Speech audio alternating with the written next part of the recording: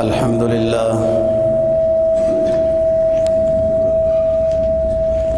لله وكفى والصلاة والسلام على من لا نبي بعده وعلى آله وأصحابه الذين أوفوا عهدا الذين هم خلاصة العرب العرباء وخير الخلائق بعد الأنبياء أما بعد فأعوذ بالله من الشيطان الرجيم بسم الله الرحمن الرحيم لقد جاءكم رسول من أنفسكم عزيز عليه ما عنتم حريص عليكم بالمؤمنين رؤوف رحيم فإن تولوا فقل حسبي الله لا إله إلا هو عليه توكلت وهو رب العرش العظيم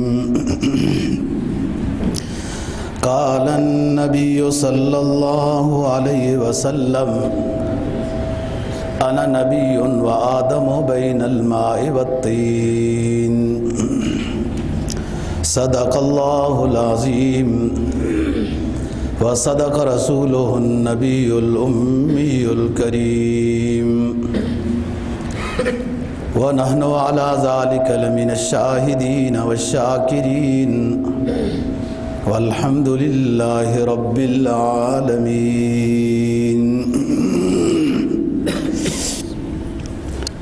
سورہ توبہ 11واں پارہ، سورہ توبہ کی آخری دو آیت کریمہ اور جناب نبی پاک صلی اللہ علیہ وسلم کا ایک فرمان تلاوت کیا ہے، جس کا مفہوم یہ ہے، اللہ تعالیٰ فرماتے ہیں لقد جاءکم رسول من انفسکم، البتہ تحقیق تم ہی میں سے اللہ نے پیغمبر بھیجا ہے آخری، عزیز علیہ ما عنتم، تمہیں دنیاوی یا اخروی تکلیف میں دیکھ کر یہ پریشان ہو جاتا ہے، حریص علیکم بالمؤمنین رؤوف الرحیم، اور مومنین کے بارے میں تو اور ہی زیادہ فکر مند رہتا ہے، ان کے ہمدردی، خیر خواہی، مہربانی اور رحم کرنے کے معاملے میں۔ فَإِن تَوَلَّوْا، اگر تم بے قدری کرو گے، اس نبی کی تعلیمات پر عمل نہیں کرو گے، کہا نہیں مانو گے، فَإِن تَوَلَّوْا فَقُلْ حَسْبِيَ اللَّهُ، اے نبی آپ فرما دیجئے کہ میرے لیے اللہ ہی کافی ہے، لا الہ الا ہو، وہی معبود ہے، علیہ توکل، تو اسی پر میرا بھروسہ ہے، وہ رب العرش العظیم، اور وہی عظیم عرش کا رب ہے۔ جو حدیث آپ کے سامنے تلاوت کی ہے، اس کو ترمذی شریف جلد دوم میں مناقب رسول صلی اللہ علیہ وسلم میں نقل کیا گیا ہے، جس کا مفہوم یہ ہے، نبی پاک صلی اللہ علیہ وسلم فرماتے ہیں کہ میں شروع سے ہی نبی بنا دیا گیا تھا، بھیجا آخر میں گیا ہوں، ابھی آدم علیہ السلام کو اللہ نے پیدا نہیں کیا تھا کہ اللہ کے تکوینی نظام میں میں اس سے پہلے ہی نبی بنا دیا گیا تھا، انا نبی و آدم بین الماء والطین، یعنی اللہ کو یہ معلوم تھا کہ آخری پیغمبر امام الانبیاء کب بھیجنا ہے، لیکن اپنے فیصلوں میں سب سے پہلے مجھے آخری امام ہونے کے لحاظ سے منتخب کر دیا گیا تھا۔ لقد جاءکم رسول من انفسکم عزیز علیہ ما عنتم، یہ سورہ توبہ کی آخری آیات ہے، اس کو سورہ برات بھی کہتے ہیں۔ سورہ انفال کے بعد 10ویں پارے کے دوسرے پاؤں سے شروع ہوتی ہے یہ سورت، سورہ برات بھی کہتے ہیں، سورہ توبہ بھی کہتے ہیں۔ اس سورت کے شروع میں بسم اللہ نہیں ہے، کیونکہ اس میں بہت زیادہ سخت احکام ہیں، اور بسم اللہ سے تو رحمت کا پیغام جا رہا ہے، اس میں جہاد کی آیتیں بہت ہیں، بس اللہ کا نظام ہے، جہاد بھی اللہ کی رحمت ہے، شر پسندوں کو ختم کیا جاتا ہے، امن کی دعوت دی جاتی ہے، ان کو سیدھے راستے کی دعوت دی جاتی ہے، لیکن اس کی آخری آیت میں سب سے زیادہ رحم و کرم بیان کیا گیا ہے کہ فرمایا جو آخری پیغمبر میں نے بھیجا ہے تمہارے بارے میں فکر مند رہتا ہے، دنیاوی پریشانی یا اخروی پریشانی تمہاری دیکھ کر یہ پریشان ہو جاتا ہے کہ ان کی پریشانی دور ہو جائے، عقیدے کے لحاظ سے کسی کو خراب دیکھ کے، اعمال کے لحاظ سے خراب دیکھ کے بھی پریشان ہوتا ہے، لیکن دنیاوی پریشانی بھی دیکھ کے پریشان ہوتا ہے۔ حریص علیکم بالمؤمنین رؤوف رحیم، یہ تو مطلق بات ہے، اوپر تو مطلق بات ہے، سب انسانوں کی پریشانی کو دیکھ کر نبی پریشان ہوتے ہیں، سب انسان، خواہ مسلمان ہے نہیں مسلمان۔ حریص علیکم بالمؤمنین رؤوف رحیم، لیکن یہ پیغمبر ایمان والوں کے بارے میں زیادہ ہمدرد اور خیر خواہ ہے، ان کی زیادہ فکر کرتے ہیں کہ جنہوں نے میری بات کو مانا ہے وہ اچھے رہیں، دنیاوی لحاظ سے بھی، آخرت کے لحاظ اصل ہے۔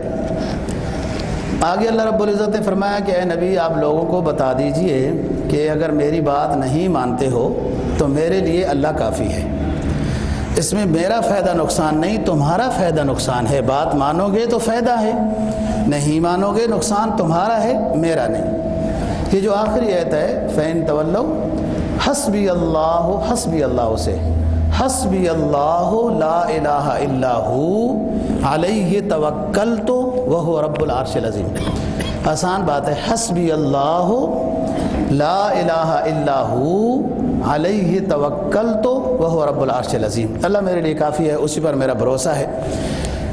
حدیث میں آتا ہے جو شخص صبح و شام یہ جملہ حسبی اللہ سے آخر تک 7 مرتبہ پڑھتا ہے، دنیاوی اخروی تمام غموم، فکر، افکار، پریشانیوں سے اللہ نجات دے دیتا ہے، کیوں اس نے عقیدے کا اظہار کیا ہے کہ اللہ تو ہی میرے لیے کافی ہے اور تو ہی معبود ہے میرا۔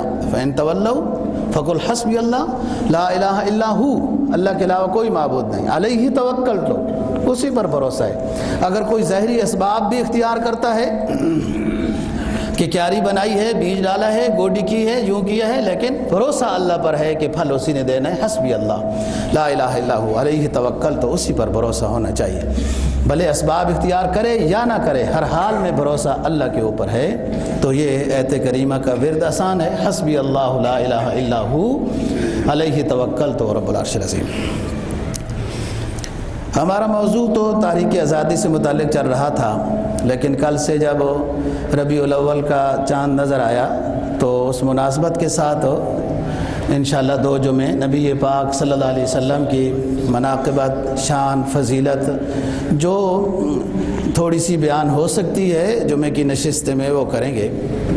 جناب نبی پاک صلی اللہ علیہ وسلم کا تذکرہ کرنا، آپ کے اوصاف اور خوبیوں کو بیان کرنا اور سننا، یہ دونوں کام عبادت ہیں، اور آپ صلی اللہ علیہ وسلم کے زمانے میں یہ خود نبی پاک صلی اللہ علیہ وسلم کے زمانہ حیات میں یہ صورت سامنے آئی کہ آپ نے حسان بن ثابت رضی اللہ تعالیٰ عنہ کو خود فرمایا مسجد نبوی میں کہ آپ میرے فضائل اور مناقب بیان کرو۔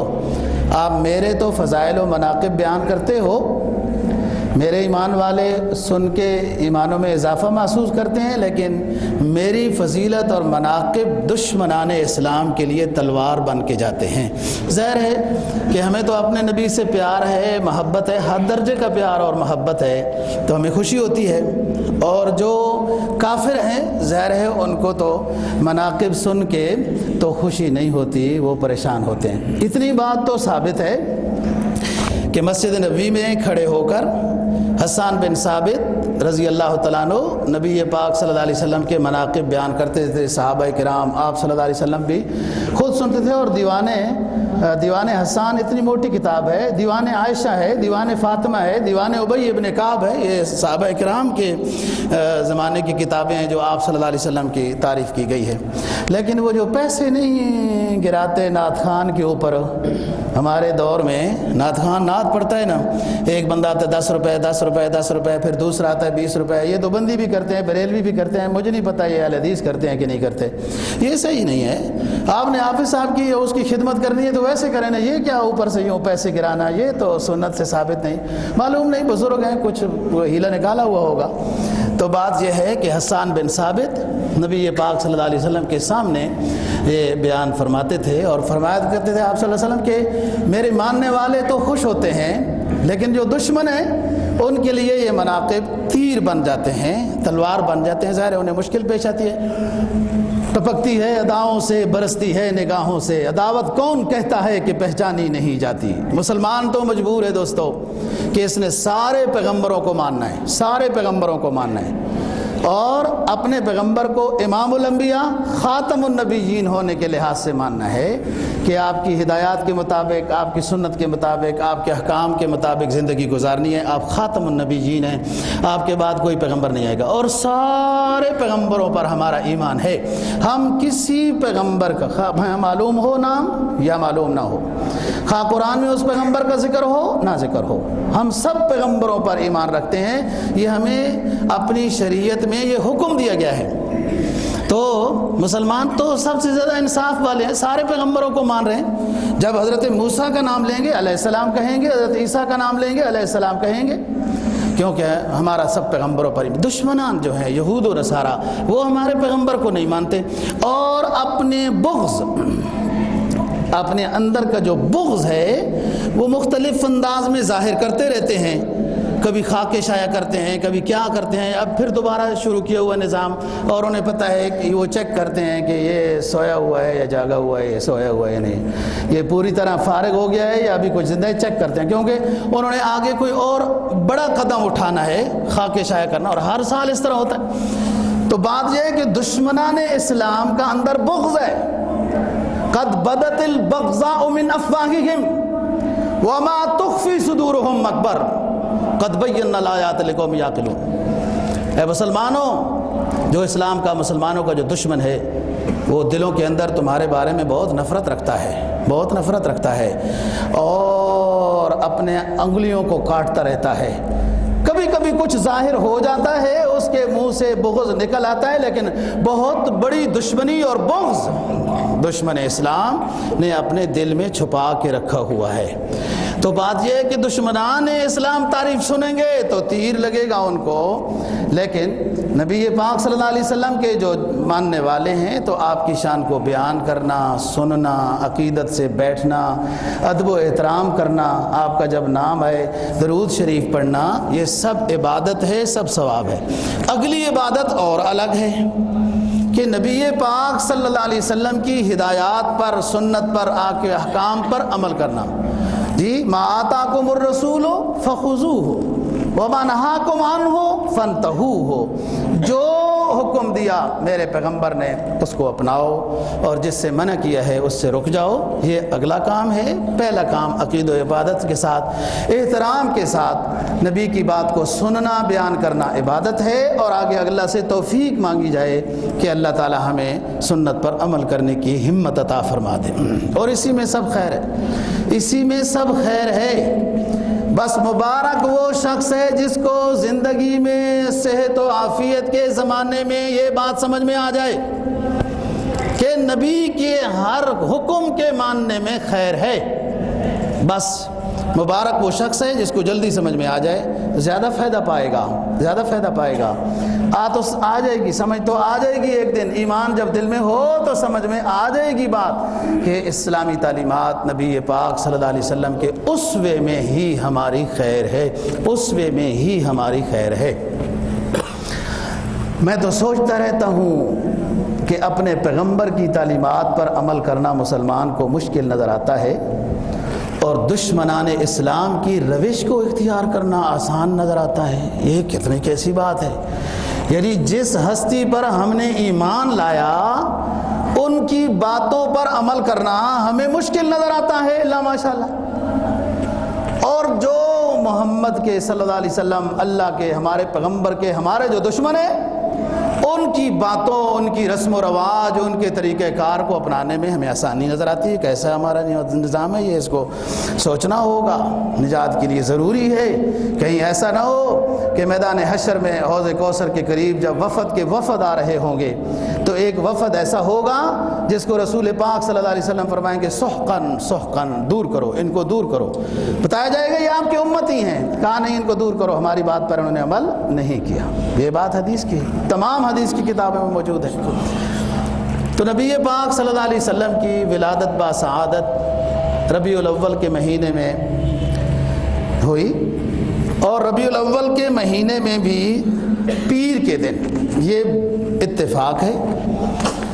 بعض رات نے 12 ربیع الاول، بعض نے 9، بعض نے اور ترتیب پہ، کیونکہ اس وقت تو لکھی نہیں گئی ترتیب۔ اتنی بات تو یہ ہے کہ پیر کا دن تھا، صبح صادق کے قریب آپ کی ولادت ہوئی، صبح پیر تھا نبی پاک صلی اللہ علیہ وسلم دنیا میں۔ اور عجیب نظام ہے، پیر کے ہی دن آپ کا دنیا سے سفر ہوا، اور وہ بالاتفاق 12 ربیع الاول ہے۔ تو بات یہ ہے دوستو، نبی پاک صلی اللہ علیہ وسلم کا دنیا میں تشریف لانا اور پھر 40 سال میں آپ کو نبوت ملنا، پھر دنیا کے نظام کو بدل دینا، کوئی ایک بھی اس وقت راہ راست پر نہیں تھا۔ جب آپ نے اعلان کیا ایک بھی راہ راست پر نہیں تھا، اور جب آپ دنیا سے جا رہے تھے تو خطبہ حجۃ الوداع میں لاکھ سے زیادہ تھے، وہ تو حج میں جو آ چکے تھے، بہت سے لوگ حج میں نہیں بھی آئے۔ گویا کہ نظام سارا ہمت سے ہوتا ہے، مایوسی سے نہیں ہوتا۔ میں اکیلا ہوں، میں کیا کر سکتا ہوں، گھر کا ماحول خراب ہے جی، میں کیا کروں، میں کیسے سمجھاؤں، یہ نہیں، یہ بے ہمتی ہے۔ یہ ویسے پہلے ہی ہتھیار ڈال کے بیٹھا ہے، مقابلے میں ابھی نکلا ہی نہیں ہے۔ بھائی اللہ سے مانگنا ہے، محنت جاری رکھنی ہے، یہی ہماری سنت ہے۔ حضرت ابراہیم علیہ السلام بھی اکیلے تھے، دیکھو کیا ہوا، اور پیغمبر بھی اکیلے ہیں۔ دنیا اور پیغمبر کی تاریخ بہت دور ہے تو اپنے پیغمبر کی تو بہت قریب ہے۔ آپ ربیع الاول میں تشریف، حضرت آمنہ رضی اللہ تعالیٰ عنہ آپ کی والدہ محترمہ فرماتی ہیں کہ جب میں امید میں ہوئی تو اس سے ہی میں اپنا نظام بدلا محسوس کرتی تھی کہ کچھ خاص بچہ ہے، کیا وجہ ہے، اور آپ ایک ہی ہیں، آپ کا کوئی بہن بھائی، حقیقی بہن بھائی نہیں ہے۔ اللہ نے آپ کو بہن بھائی دیے رضائی، اور اتفاق ایسا ہوا کہ آپ کا چچا بھی رضائی بھائی ہے، جو ابھی بتاتا ہوں، اور حضرت حلیمہ رضی اللہ تعالیٰ عنہ سے جنہوں نے دودھ پیا وہ بھی آپ کے رضائی بھائی ہیں۔ اور کئی دفعہ مجھے کوئی غیبی آواز بھی آتی تھی، حضرت آمنہ فرماتی ہیں، لیکن جو ایک تکلیف ہوتی ہے حاملہ عورت کو، مجھے کوئی ایسی تکلیف محسوس نہیں ہوئی۔ اور آپ صلی اللہ علیہ وسلم جب دنیا میں تشریف لائے، صبح صادق تہجد کے قریب وقت میں، صبح پیر ہے، تو کہتی ہیں ایک خاص روشنی ظاہر ہوئی، اور یہ حدیث کے شارح ہیں حافظ ابن حجر العسقلانی، جو بخاری شریف کے شارح ہیں اور بہت محتاط انداز میں گفتگو کرتے ہیں، بہت محتاط انداز میں۔ یہ حافظ ابن حجر العسقلانی کی بات نقل کر رہا ہوں۔ کہتے ہیں صبح کے وقت جب آپ کی ولادت با سعادت ہوئی، آپ کی امی بیان کرتی ہیں بعد میں لوگوں کو، ایک روشنی آئی، اور جس روشنی سے مجھے سامنے کسرا کے محل کے کنگرے دکھائے دیے گئے اور وہ ٹوٹ رہے تھے۔ بعد میں جب مسافروں نے اس چیز کو نقل کیا تو اسی رات میں کسرا کے محل کے 14 کنگرے ٹوٹے، اور اسی چمک میں جو 1000 سال پرانی فارس کی آگ جل رہی تھی وہ آگ بجھ گئی۔ ایک جھیل کی عبادت اور تبرک اور آب شفا سمجھتے تھے یہ فارسی لوگ۔ سعادت، جھیل سعادت اس کا نام ہے، سعادت مختلف روایت، وہ خشک ہو گئی، آگ بجھ گئی، کنگرے ٹوٹ گئے۔ یہ سب برات استحلال ہے، برات استحلال۔ وقت سے پہلے بتایا جا رہا ہے کہ نبی آخر الزمان صلی اللہ علیہ وسلم حق و صداقت کا وہ سچا پیغام لے کر آئیں گے کہ جس میں یہ شرک، یہ کفر، یہ بدعات، یہ اس طرح کی چیزیں سب مٹائیں گے، تو پہلے سے ہی نظر آ رہی تھی۔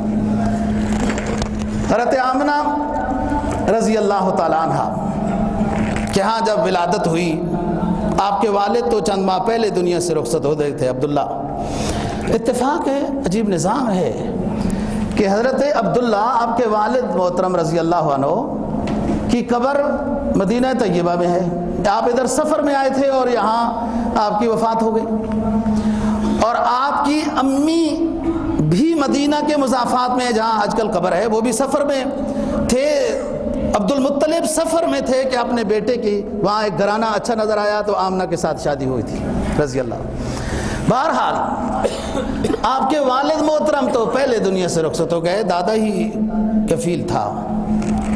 جب بچہ پیدا ہوا تو حضرت عبد المطلب نے نام کے بارے میں مشورہ شروع کیا، پھر اپنی خواب بھی بتائی کہ مجھے ایک خواب آئی ہے کہ بیت اللہ شریف میں انوار و برکات ظاہر ہو رہی ہیں، یوں ہو رہا ہے، تو مجھے کوئی بتا رہا ہے کہ تمہارے گھر میں کوئی بچہ پیدا ہوا ہے، سارے لوگ خوش ہیں۔ تو تعبیر یہی نظر آتی ہے کہ یہی وہ بچہ ہوگا، لہذا میرے ذہن میں نام آتا ہے کہ اس کا نام رکھوں محمد صلی اللہ علیہ وسلم۔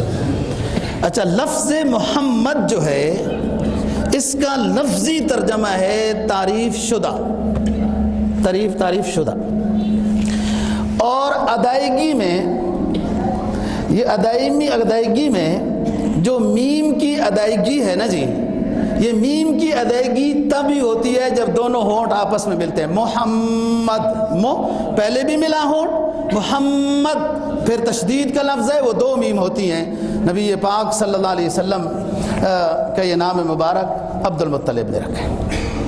اور چچا ابو لہب جو بعد میں تو ناراض ہوا اور بڑی دشمنی کی ہے، جس کے خلاف تبت یدا ابی لہب صورت نازل ہوئی، اپنے بھتیجے کی ولادت کی خوشی میں اپنی کنیز صوبیہ جو بعد میں مسلمان ہو گئی تھی رضی اللہ تعالی عنہا کو اس نے آزاد کیا، اور ادھر عبد المطلب کے ہاں حضرت حمزہ رضی اللہ تعالیٰ عنہ پیدا ہوئے۔ تو حضرت رسول اکرم صلی اللہ علیہ وسلم نے حضرت صوبیہ کا بھی دودھ پیا، اور بعض رات نے کہا وہ 2 سال بڑے ہیں حضرت حمزہ، کہ پہلے صوبیہ کا دودھ انہوں نے پیا تھا، بعد نے ہم عمر لکھا ہے کہ حضرت صوبیہ کا دودھ رسول پاک نے بھی پیا اور حضرت حمزہ آپ کے چچا نے بھی پیا، اس لیے رسول پاک اور حضرت حمزہ رضی اللہ تعالیٰ عنہ یہ دونوں رضائی بھائی ہیں آپس میں۔ آپ کو اپنے چچا حضرت حمزہ کے ساتھ بہت پیار تھا، شہادت پر دکھ بھی ہوا تھا، اور لوگوں نے دشمنی کی یوں حد کی کہ کلیجے کا ہار ناک اور کان کاٹ کے ہار بنا کر گلے میں ڈالا تھا۔ چنانچہ اور بھی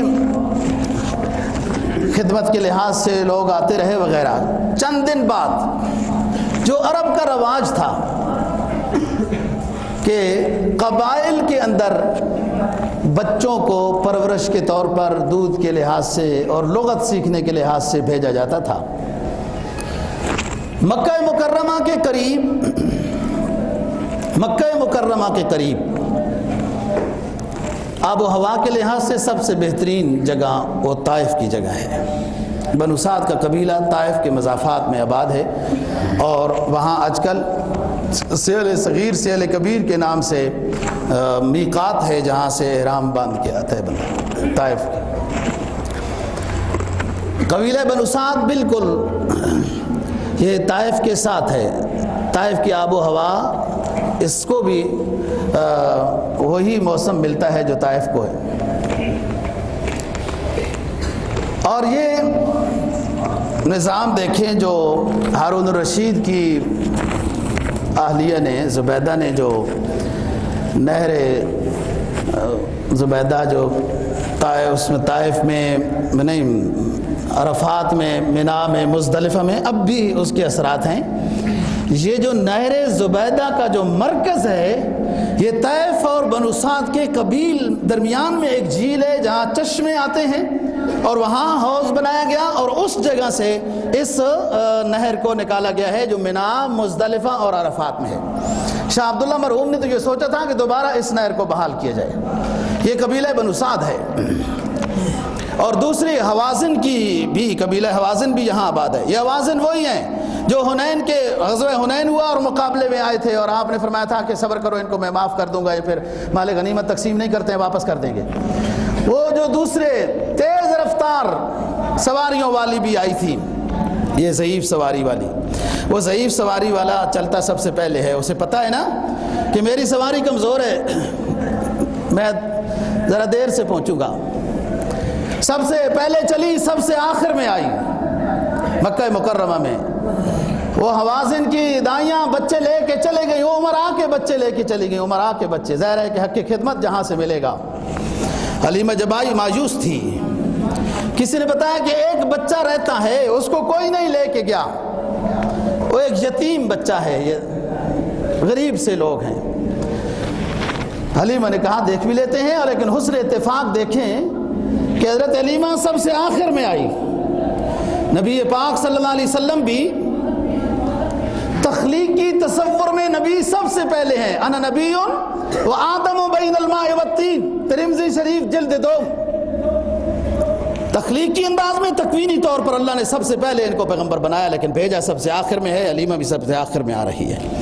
کسی نے بتایا کہ ایک یتیم بچہ ہے، کہا چلو دیکھ لیتے ہیں، اور آئی، دیکھا اور کہا مجھے افسوس ہوا، بچہ تو بہت پیارا ہے،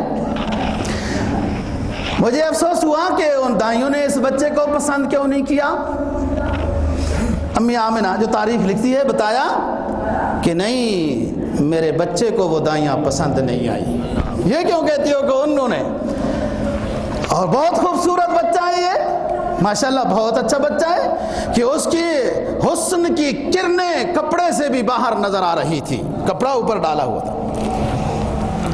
تو شیخ سعدی رحمہ اللہ تعالیٰ نے اس منظر کو منظوم کیا کہ یہ لوگ کہہ رہے ہیں بڑا خوبصورت بچہ ہے، عرب میں ایسا بچہ نہیں ہے۔ تو شیخ کہتے ہیں اللہ نے جبرائیل کو بھیجا کہ جاؤ بتاؤ ان کو، وہ کہتے ہیں کہ عرب میں ایسا کوئی خوبصورت بچہ نہیں، میں نے تو جب سے دنیا بنائی، جب تک اور بنانی ہے، یہ ایک ہی در یتیم ہے جو بھیج رہا ہوں، ایسا کوئی بھی نہیں دنیا میں اور۔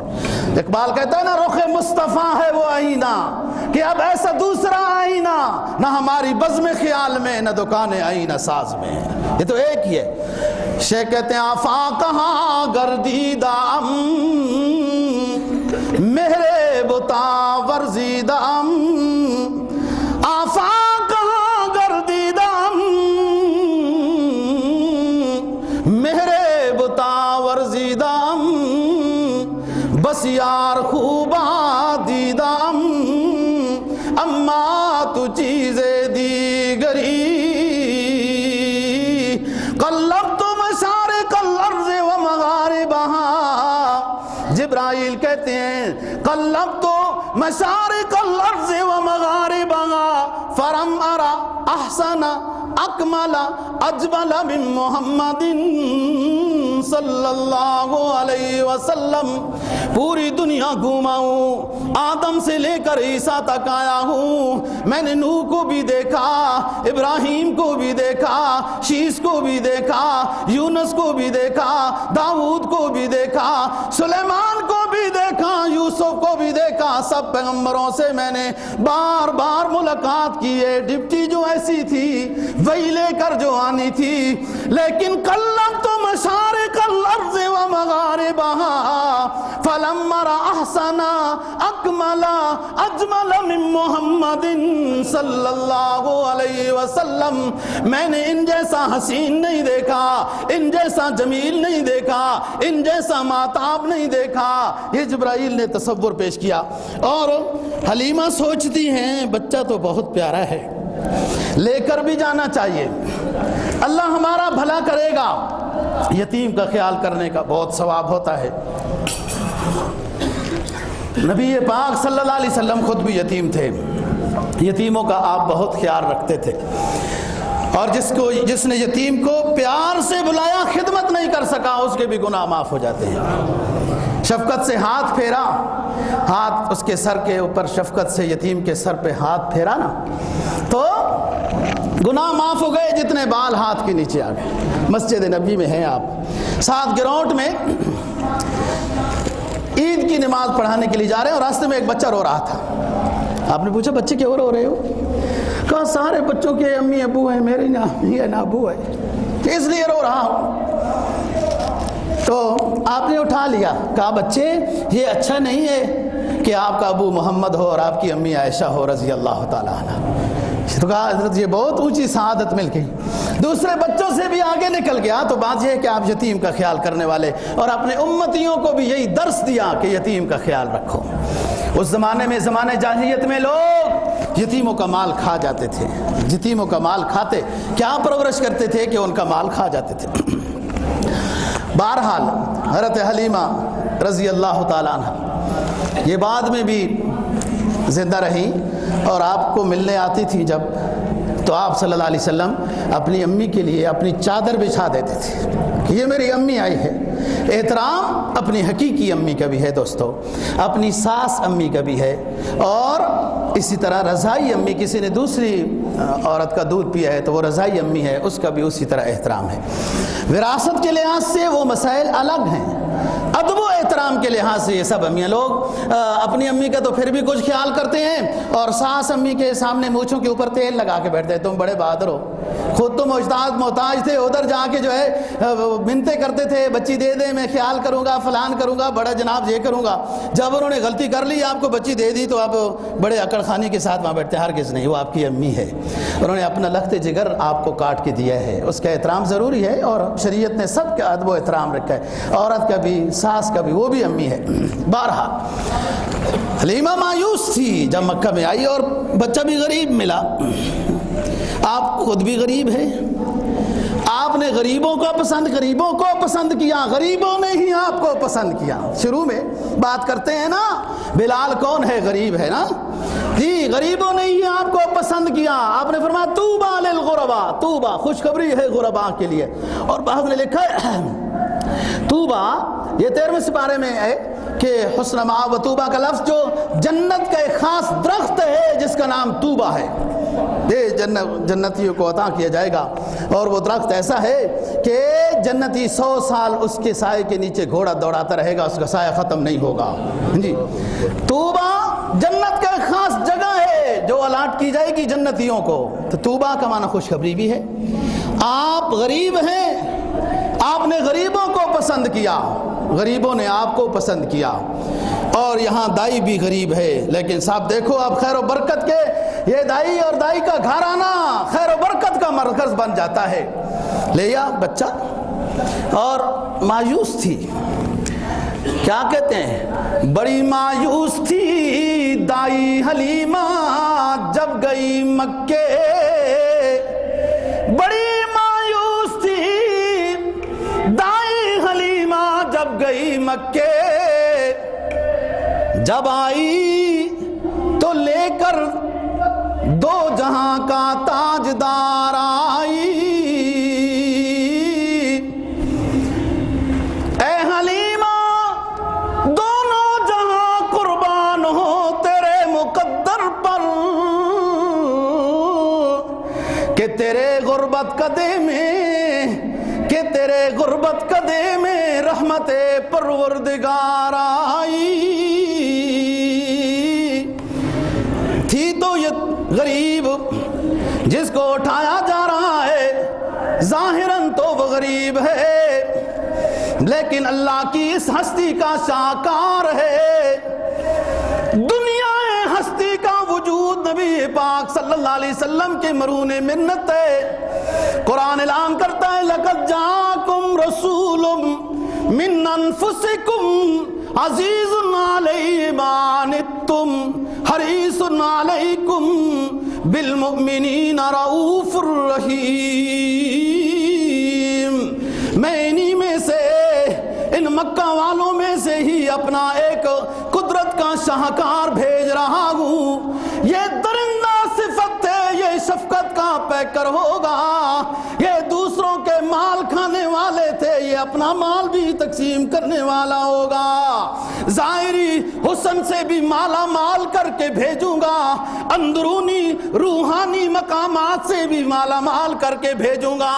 حضرت مولانا قاسم نانوتوی بانی دارالعلوم دیوبند فرماتے ہیں سب سے پہلے مشیت کے انوار سے نقش روئے محمد بنایا گیا، سب سے پہلے مشیت کے انوار سے نقش روئے محمد بنایا گیا، پھر اسی نقش سے لے کے تابانیاں بزم کونوں مکان کو سجایا گیا۔ وہ محمد بھی، وہ احمد بھی، وہ محمود بھی، وہ حسن اتفاق، وہ حسن مطلق کا شاہد بھی، مشہود بھی، وہ علم و حکمت کا وہ لامحدود بھی، ظاہراً وہ امی امیوں میں اٹھایا گیا، سب سے پہلے مشیت کے انوار سے نقش روئے محمد بنایا گیا، پھر اسی نقش سے لے کے تابانیاں بزم کونوں مکان کو سجایا گیا۔ میں یہ دیوبندیوں کے امام کے شعر اس لیے پڑھ رہا ہوں کہ لوگوں نے کہیں کسی مقام میں علماء دیوبند کی محبت رسول کو کچھ اور انداز میں پیش کیا ہے، اور یہ بہت بڑی کتاب ہے انور شاہ کشمیری کی، اسی طرح مولانا قاسم نانوتوی کی، شیخ الہند کی، اور بزرگوں کی بھی ہے۔ بہرحال حضرت حلیمہ رضی اللہ تعالیٰ عنہ لے کر جاتی ہیں۔ حضرت حلیمہ کہتی ہیں کہ میں، ظاہر ہے یہ چیز تو ظاہر بعد میں ہوئی نا، انوار و برکات تو شروع ہو گئے، اونٹنی نے تیز چلنا شروع کر دیا، اور جو پہلے گئی تھیں تیز رفتار چیزیں، سواریاں، ہماری سواری نے ان کو کراس کر لیا۔ یہ طاقت آئی نبی پاک صلی اللہ علیہ وسلم کے سوار ہونے سے۔ معلوم ہوا سوار کے بدلنے سے سواری میں بھی مقام آ جاتا ہے، سوار بدلا ہے جی۔ کہتے ہیں گھر میں خیر و برکت آئی، اور جو مادہ بکری یا اونٹنی دودھ دینے والی تھی، تھوڑا تھوڑا دودھ دیتی تھی، وہ بھی سیر حاصل ہماری ضرورت کے مطابق وہ بھی دودھ دینے لگی۔ اور جب آپ تھوڑا چلنے کے قابل ہوئے، 2 سال کے قریب، تو آپ کا بھائی ہے حضرت حلیمہ کا بیٹا زمورہ رضی اللہ عنہ، زمورہ، وہ ساتھ نکلتے ہیں، دیکھتے ہیں، اور حضرت حلیمہ کہتی ہیں میں پریشان ہو جاتی ہوں کہ کہیں ظاہر ہے امانت ہے، اور میں اس امانت کی کہیں مجھ سے کہیں غلطی نہ ہو جائے، تو بچوں کو بلاتی ہوں دھوپ پر نہ بیٹھو، یوں نہ بیٹھو، تو وہ بچہ کہتا ہے امی جب ہم اس کے ساتھ ہوتے ہیں نا، اس کے ساتھ ہوتے ہیں، ہمیں بھی دھوپ نہیں لگتی، ایک بادل مسلسل سایہ کرتے رہتا ہے۔ اسی بادل کے سائے نے تو خدیجہ کو متاثر کر دیا تھا نا۔ آپ پہلی دفعہ شام میں 12 سال کی عمر میں گئے، جو بحیرہ راہب سے ملاقات ہوئی تھی، اور آپ کے چچا کو بحیرہ راہب نے یہ مشورہ دیا تھا کہ یہودیوں کے پاس اس کو نہ لے کے جانا۔ مجھے نظر آ رہا ہے یہ وہ نبی آخر الزمان صلی اللہ علیہ وسلم ہے۔ اگر آپ اجازت دیتے ہو تو آخری نبی کے شانہ مبارک کے ساتھ مہر ختم نبوت ہوگی، میں دیکھ لیتا ہوں۔ چنانچہ اس نے دیکھی۔ بعض رات نے لکھا ہے کہ اس نے ایمان کا بھی اعلان کیا کہ میں تو زندہ نہیں ہوگا لیکن میں ایمان رکھتا ہوں اس ہستی پر۔ دوسری مرتبہ ابو طالب کے بعد دوسری مرتبہ آپ حضرت ختیجہ رضی اللہ تعالی عنہا کے غلام میسرہ کے ساتھ تجارت کی غرض سے شام گئے تھے، اور اس وقت بھی ایک راہب سے ملاقات ہوئی۔ اس راہب نے اس میسرہ کو کہا کہ یہ کون ہے جو آپ کے ساتھ ہے؟ کہا بس قریشی ہے، مکی ہے، حجازی ہے، ہاشمی ہے، اسی خاندان کا ایک فرد ہے جو مکہ میں رہتے ہیں۔ کہا بھائی یہ تو آخری نبی محسوس ہو رہا ہے۔ میسر نے کہا کیسے؟ اس درخت کے نیچے کبھی کوئی نہیں بیٹھا مگر اللہ کا پیغمبر بیٹھتا ہے بس۔ اگرچہ بعض محدثین نے اس درخت کے بارے میں تعویل کی، لیکن تعویل ان کی تھوڑی سی کمزور ہے، اس لیے کہ حدیث میں جو لفظ ہے نا کہ ما رأیت قط من تحت ھذا الشجر، قطو کا لفظ ہے، کبھی بھی ہم نے اس درخت کے سائے کے نیچے بیٹھا ہوا نہیں دیکھا کوئی مگر اللہ کا پیغمبر۔ تو قطو کا لفظ جو ہے یہ تعویل کو ختم کرتا ہے۔ ممکن ہے درخت کی عمر بھی زیادہ ہو سکتی ہے، اللہ کے قبضے میں ہے درخت، اور ممکن ہے کسی کا خیال ہی نہ آیا ہو بیٹھا پر، بے شک لبے راہ پہ ہو، لیکن ممکن ہے یہ۔ بہرحال اس راہب نے بھی ایمان لانے کا اعلان کر دیا ہے کہ جب یہ نبوت کا اظہار کریں گے، نبی تو یہی آخر الزماں ہیں، میرا ایمان ہے ان پر۔ یعنی جو یہودی اور عیسائی انصاف پسند تھے، نبی پاک صلی اللہ علیہ وسلم پر ایمان کا اظہار کیا۔ تو بات کر رہا ہوں سائے کی، کہ نبی پاک صلی اللہ علیہ وسلم کی شام کے سفر سے واپسی پہ، آپ کی 25 سال کی عمر ہے تقریباً، میسرہ سے حضرت خدیجہ نے کہانی پوچھی کہ آپ کا ہم سفر کیسا تھا؟ تو میسرہ نے کہا کہ ہم نے تو ایسا کبھی انسان کوئی دیکھا ہی نہیں ہے، ہم سفر کی کیا بات ہے، کوئی تکلیف نہیں ہے وہی راستے میں، اور جب دھوپ آتی تھی تو بادل ڈپٹی دیتا تھا، سایہ کرتا تھا، یہ سارے منظر پہ دیکھا ہے۔ پھر حضرت خدیجہ رضی اللہ تعالیٰ عنہ نے نکاح کا پیغام میسرہ کے ذریعے سے ہی بھیجا تھا اور قبول ہوا۔ بہرحال حضرت حلیمہ رضی اللہ تعالیٰ عنہ بصد انداز یکتائی، ہر انداز دیکھتی ہیں آپ کے اٹھنے کا، بیٹھنے کا، بولنے کا، چلنے کا۔ کہتی ہیں بولتے نہیں تھے، جب میں دودھ سے جدا کرتی تھی تو کہتے تھے الحمدللہ حمدن کثیرن سبحان اللہ بکرتم و اصیلا، یہ جملے۔ اور کئی پیغمبر دوستوں نو مولودی میں بولے ہیں، جس پہ علامہ سیوطی نے اپنی کتاب میں 11 پیغمبر اور دیگر لوگ بھی لکھے ہیں جو پیغمبر بھی ہیں اور دیگر بھی نو مولود بچے جو بچپنی میں بولے۔ اللہ کا امر ہے، جب نہ بلوائے تو بڑے نہیں بولتے، جب بولانے پہ آئے تو چھوٹے بولے۔ انی عبداللہ قال انی عبداللہ، حضرت عیسیٰ علیہ السلام بول رہے ہیں۔ بصد انداز یکتائی بغایت شان زیبائی، ہر انداز نرالا دیکھا، سونے کا انداز اس بچے کا نرالا دیکھا، سوتے وقت اپنی انگلی سے چاند کے ساتھ کھیلتا ہوا انداز نرالا دیکھا، مسکرانے کا انداز نرالا دیکھا، گھر کی تاریکی میں، کمرے کی تاریکی میں جب کوئی چیز گم ہو جاتی ہے تو بچے کو بلا کر اس کی روشنی سے چیز کو حاصل کرنے کا انداز نرالا دیکھا۔